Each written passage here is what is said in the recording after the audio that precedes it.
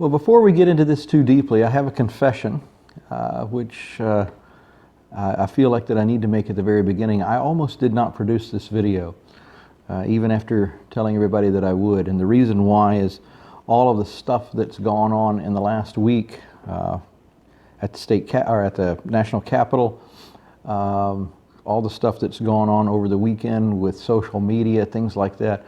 There's just a lot that's going on, a lot to digest. But the more that I thought about it, it seems like that a lot of the things that are happening now are actually confirming what I've thought for quite a while.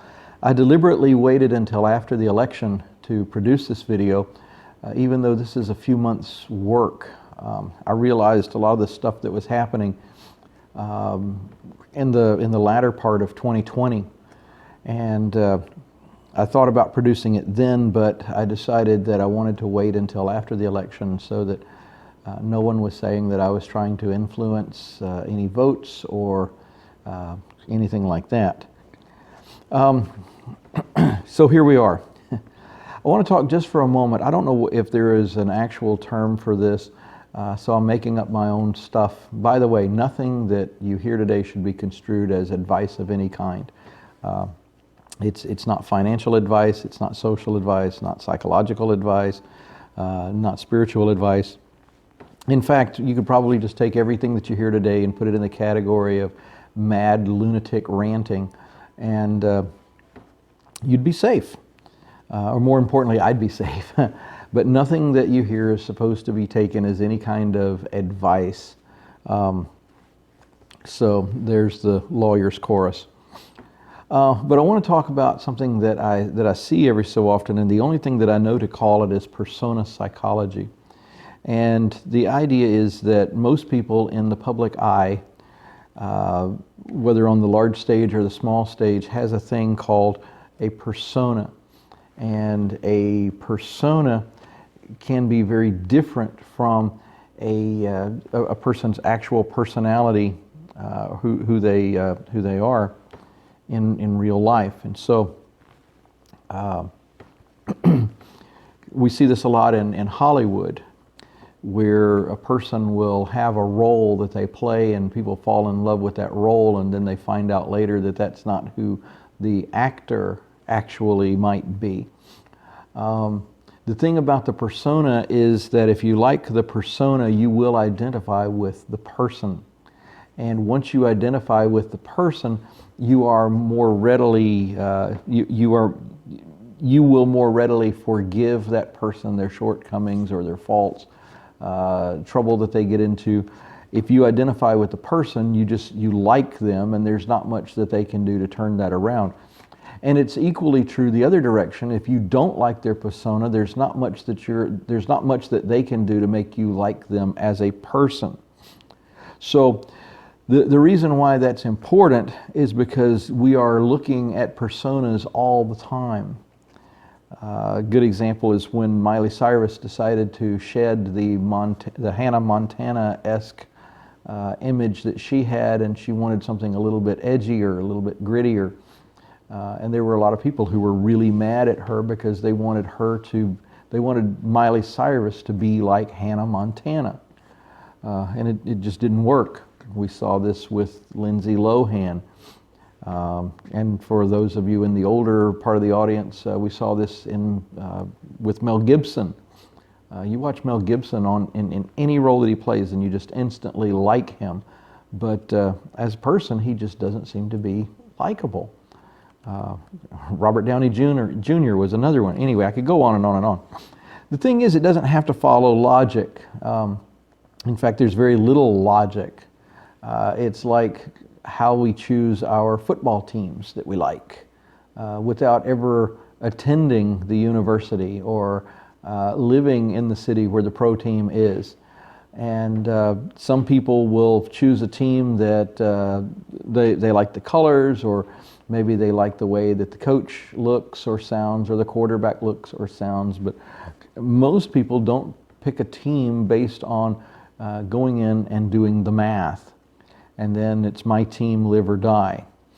And I've never really understood that mentality, my team, live or die, my country, right or wrong. That's kind of like saying my mother, drunk or sober. Anyway, it doesn't follow logic, but it is present. The thing that I want to understand today is that we are going to strip the persona from the discussion. We're not talking about people, we're talking about policies. And that's critical for the understanding here. I've said all the way through, I don't think that Donald Trump is particularly a likable person. I don't think he got to where he is by being a likable person. And he's definitely not the person that you want to bring over on Sunday to meet your mama. And we have to be very careful because, sometimes we make these people likable and we make the others the devil themselves. And I just don't think that's true. I think that what we're seeing in our country right now, I don't think that it's Republican versus Democrat. I don't think that it's conservative versus liberal. I really don't think that it's good versus evil. I just don't think that we can take Donald Trump or Joe Biden and assign either of them the title of Antichrist. What we are seeing today, the idea came around for me last year. I got tired of hearing George Soros' name brought up. And I think that one man, however mean and hateful he might be, I just don't see him wanting to throw money away at something just to prove how much he hates America. Over and over, it just did not make sense. And I'm not saying he's not involved, I'm just saying that one person pushing all the buttons, I don't see somebody at his level stooping to do that. So I started looking around and I started asking the questions, and when I talk about what I'm going to say today, it's going to be really sad for some of you because you're looking for a conspiracy theory and I don't have one. I have something that I think is logical, but it's not a conspiracy theory, and I'm trying to take the conspiracy theory out of it. So I kept trying to figure out what is it that would cross party lines, what is it that would engage people on such a visceral level, and all of a sudden I remembered some of my Bible teaching that says the love of money is the root of all evil. Love of money. And I started thinking, and the answer that I came up with is globalism versus domestic or local economy. I would say nationalism, but that's a word that's taken on some really dirty overtones lately, so I'm trying to avoid the use of it here. But it's the global economy versus the local economy. A couple of articles that I wanted to share. This is from 2017, February the 8th, 2017, by Taylor Tepper. This article was written at the time when Donald Trump had been inaugurated less than a month. It's called Donald Trump Wants to Know Whether a Strong Dollar is Better Than a Weak One. Here's the answer. And he says, many Americans lose sleep at night worrying about money. The leader of the free world, based on published accounts, appears to be no different. President Trump, according to Huffington Post, called his national security advisor, Mike Flynn, at 3 a.m. to ask a seemingly straightforward question. Is a strong dollar or weak dollar better for the U.S. economy? Flynn, an expert in counterintelligence but not economics, reportedly demurred. Neither Trump nor Flynn confirmed the anecdote. But the question of whether a strong or weak currency is better for the economy remains a legitimate one. And the answer, it seems, is complicated because we're not just talking about a strong dollar versus a weak dollar, and that's unfortunate that we use those terms because strong is not necessarily good, weak is not necessarily bad. It's all in your perspective. And keep in mind, this guy is writing from the perspective of a globalist. And so he says, a strong dollar can have major impact on trade and foreign sales. If you are an American company that sells stuff to other countries, in other words, you're an exporter, your products become less competitive overseas if they're suddenly more expensive for foreigners to buy in their home currencies. A strong dollar makes our goods and services cost more and therefore puts our domestic producers at a disadvantage in the global marketplace. So, a strong dollar is bad news for U.S.-based exporters that rely on foreign sales for the bulk of their business. Now, think about who are the exporters in our country.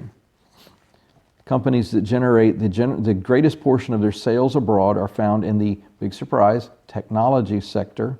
At this time, 58% of sales were international. It's much higher now. Basic materials, energy, and the industrial sector. Now, everybody's talking about the involvement of big tech in government, but do you think that big tech has an interest in getting rid of a president whose policies are aimed at the domestic economy? And the answer is, you bet your Bitcoin they do. This is a graphic that I found with Steven Mnuchin, who was the U.S. Treasury Secretary, and he says, obviously, be careful when somebody says obviously, you better know what obvious means to them. Obviously, a weaker dollar is good for us as it relates to trade and opportunities. The economy that's good for the U.S. is good for the rest of the world. Well, not entirely. Donald Trump, on the other hand, says the dollar is going to get stronger and stronger, and ultimately, I want to see a strong dollar. So we can, the U.S. Treasury Secretary and our President were on opposite sides of the fence on that one. Now, why is this important before we get too far into this? Why is this important? Well, one of the things that I noticed, I went back to 1988. Why 88? Well, because in 1988, two things happened. Number one, the term of President Ronald Reagan termed out. He could not run. So we had to get a fresh start with new candidates on each side. And the second thing that happened was it was the first national election that I was able to participate in after graduating high school, which was just the first national election that I could participate in. So I started looking with a little bit more interest. And here's what I found. On the candidates, the list of candidates, on the Republican side, we had George Herbert Walker Bush, globalist, paired up with Dan Quayle. And on the Democrat side, we had Massachusetts Governor Michael Dukakis. I'm not entirely sure about Dukakis at this point, but his running mate, Lloyd Bentsen, was definitely a globalist. Bentsen would actually go on to write a large portion of the North American Free Trade Agreement, or NAFTA. So you have globalist versus globalist. In 1992, you have Bush Quayle again going up against William Jefferson Clinton, globalist, and Albert Gore Jr., senator from Tennessee, uber globalist. So globalist versus globalist. In 2006, we had the Clinton-Gore ticket versus Bob Dole and Jack Kemp, globalists. In the year 2000, we have Albert Gore Jr. and Joe Lieberman, globalist, versus George W. Bush, like father, like son, and it was the Bush-Cheney ticket. In 2004, we have Bush-Cheney versus John Kerry and John Edwards, globalists. In 2008, we have Barack Obama, globalist, versus John McCain, globalist. And in 2012, we had Barack Obama versus Mitt Romney, uber globalist. And if any of these names sound familiar, on the Republican side, think about people who have crossed the aisle lately. The globalist trend, I think, is stronger than party tie. I think that it's stronger than just about anything else that's going on right now in Washington, D.C. For just since 1988, and you could go back prior to 88 and find it still, I just started there, but from 88 to 2016, you have 38 years that we thought we had a choice, but in reality, it did not matter who we elected. The globalist agenda was going to be pushed forward. 38 years of globalism. I think that when Donald Trump came along in 2016, I really think that this was a fluke.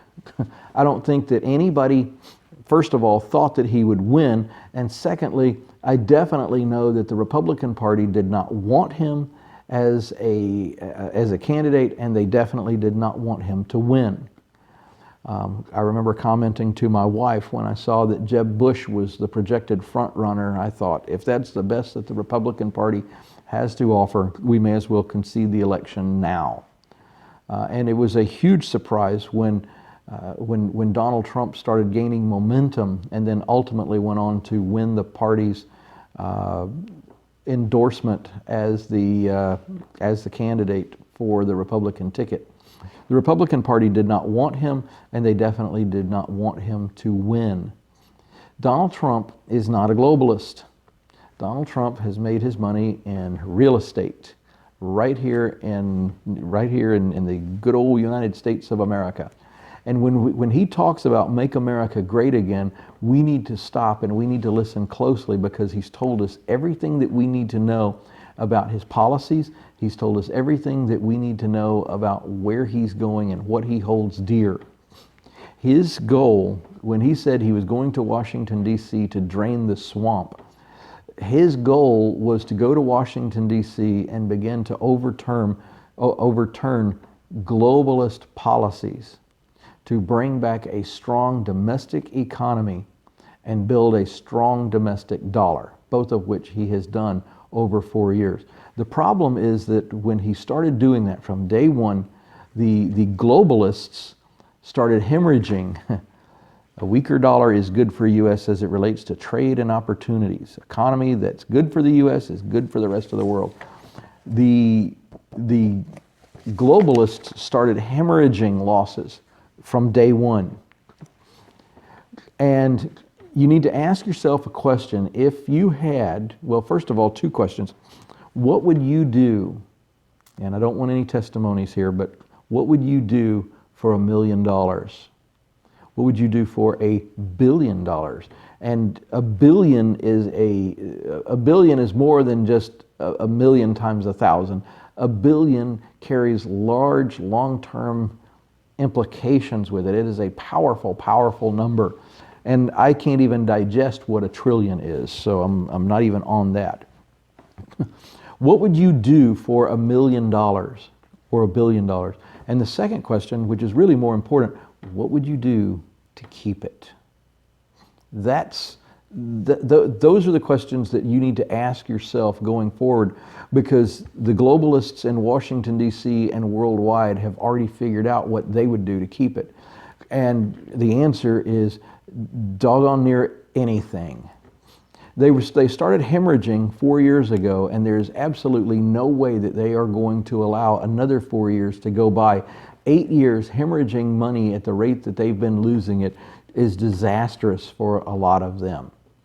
And so when we look at the things that have been going on in our, not just in our country, but worldwide in the last year, a lot of it begins to make sense. The things that are tied in with the COVID virus, for example, a virus that on both sides, when you run the numbers, it's affected a lot of people, but it's killed very few comparative to a lot of other things. Why is the COVID virus so important? Because of the economies that are tied in with it. It was a way of bringing down the economy. See, when you're trying to enter a global market, if you have a strong economy, you have to bring you can't bring their economy up, so you have to bring your economy down. And so we've had to slow the economy down, and that's what COVID was designed to do. That's what the riots and the looting and all the things through the summer was designed to do, is slow down the economies in these major cities of our country. Now, I know this is where it sounds like it's a conspiracy theory, but trust me, this is not. We have to slow down the economy, and the next step is going to be to devalue the dollar so that we can compete again on this global scale. Most people don't realize that China had just opened its markets just a few years ago, where people could invest in the Chinese markets, directly. In the United States, if you want to go buy a stock, you go buy a stock. You haven't been able to do that in China from the outside. And so a lot of our globalists were prepared for their Chinese investments to become really, really huge. And instead, what ended up happening was we have a domestic in the White House, and we have trade wars and tariffs, so that our overseas investments have not been able to perform like we thought they would. Mitch McConnell, the Senate Majority Leader, Mitch McConnell, is married to Elaine Chao. Big whoop, right? Elaine Chao is sister to Angela Breyer. I hope I'm saying her last name right, B-R-E-Y-E-R, Breyer. She is married to Jim Breyer. So Mitch McConnell is a brother-in-law of Jim Breyer. Jim Breyer is a billionaire who has invested heavily in communist China. He is a close associate, has very strong ties to Xi Jinping. So Mitch McConnell basically is a conduit to the communist government of China. Now, start putting all this together. Look at where Mitt Romney's ties go. Look at where, just start looking at the ties and figuring it out. Look at where Joe Biden's ties are. All of the stuff that we're seeing now, Hunter Biden's laptop, all the information that we've gleaned from that, we're seeing how high-level government officials have been involved in overseas affairs, not for the good of the country, but for the good of their own pockets. And now all of a sudden you have a president who comes in and basically says, nope, we're not going to focus on globalism anymore. We're going to focus on the domestic economy and see where that goes. Well, it's going badly for them. And so they will do anything, I mean literally anything, to get Donald Trump removed. And removal apparently is not enough. They have to ensure that he cannot run again, ever. So look at the events of this past week, look at the events of this past weekend, and you'll begin to put some of this stuff in focus. Real quick, what does that mean for us? Where do we go from here? Well, I've kind of alluded to a little of it. This is from an article of December the 5th of 2020 by Ken Little, How a Strong versus Weak Dollar Affects U.S. Jobs. And that's pretty important. He just writes here, a strong dollar can be good for consumers because imported goods like electronics and cars are cheaper. It also makes it more affordable for international travelers to visit the United States. However, the downside, again, perspective is important here, folks. The downside is that U.S. companies that sell goods to foreign customers suffer because relative to a weaker currency, our goods and services cost more to foreigners, cost more to people overseas. It may mean that U.S. producers are at a disadvantage in the global market. The tech sector, there we are again, tends to have the greatest exposure when the dollar is strong. For example, more than 95% of chipmaker Qualcomm's sales are outside the U.S. So do you think, I'm asking you this again, do you think that big tech has an interest in removing the president from the presidency? Yes. So a strong dollar, which we've had for the last 4 years, means that U.S. goods are more expensive in foreign markets, but imports are more affordable. In other words, to the consumer at the checkout, we want a strong dollar. To the person who's buying gas at the pump, we want a strong dollar. Those who are globalists, those who trade in a global market, want a weak dollar. It makes it easier to compete overseas. Again, these are not bad things. These are just, you have to just be aware of how things work. So where we go from here? Well, the first thing that's going to happen is we are going to see a recession, because that's the only way that we can slow our economy. I have a friend who has a friend who is a local bank president, and this bank president was telling him the other day that by the middle of the year we will probably see interest rates around 8 to 10%. We're going to see recession, we're going to see high interest rates. If all of that happens, then new building is going to drop to virtually zero. Selling of homes, or buying of homes, I probably should say, first people are going to be in shock, the sticker price. They're going to look at it and they're going to say, that interest rate is too high, I will wait until it comes down. The bad news is it's not going to be coming down, at least not anytime soon. So anything that we have on the market is going to stay on the market. People are not going to buy it for quite some time until they begin to realize that this is the new normal. And so then that will slowly pick up, but it will be at a reduced or slowed rate. We're going to see food prices going up at the register. We're going to see gas prices going up at the pump. Again, the irony is that I've talked to people, I have friends who are, they live from hand to mouth, they live from paycheck to paycheck, and the irony is that we have brought somebody in who is going to basically raise prices. If you can, get yourself another job as soon as possible, just for the purpose of putting money into a bank account. You're going to need it for a while. This is not financial advice. Don't construe it as such. These are the ravings of a mad lunatic. But bottom line is we're going to see a lot of prices go up across the board. It's going to be hard for a while, but it is not unmanageable. And if you can find a way of investing in the global scene, I would suggest that you would at least look in that direction. It's going to get crazy for a while, politically, socially, financially, economically. So the best advice that I can give you is just strap in for a ride. But at least you know what's going on now. It's not Republican versus Democrat. It's not conservative versus liberal. Although we certainly have those things going on. But that's a subject for a different day.